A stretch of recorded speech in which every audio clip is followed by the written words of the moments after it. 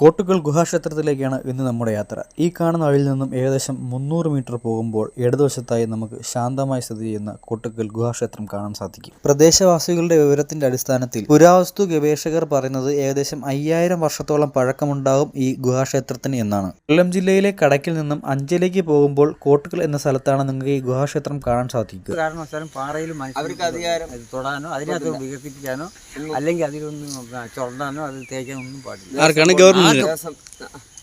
അതായത് നമ്മളെ ഇവിടുത്തെ മനുഷ്യർക്കും ഇല്ല, ഈ ദേവസ്വം ബോർഡിനും ഇല്ല, അതായത് കേരള ഗവൺമെന്റിനും ഇല്ല. ശാന്തസ്വരൂപനും ഉഗ്രരൂപിയുമായ 2 പ്രതിഷ്ഠകളാണ് ഇവിടെ ഉള്ളതെന്നാണ് എനിക്ക് നാട്ടുകാരിൽ നിന്നും അറിയാൻ സാധിച്ചത്. അങ്ങേപ്പുറത്ത് ചന്ദനം ആണ് അഭിഷേകവും ഇങ്ങേപ്പുറത്ത് ഭസ്മ അഭിഷേകവും, ഇങ്ങനെ 2 വ്യത്യാസമുണ്ട്. ഈ ഇടതുവശത്തെ മുറിയിൽ ഭസ്മവും ഇപ്പുറത്തെ റൂമിൽ ചന്ദനം അഭിഷേകം ചെയ്യുന്നല്ലേ? ചന്ദനമാണ് ചാർത്തുന്നത്. ചാർത്തുന്നു.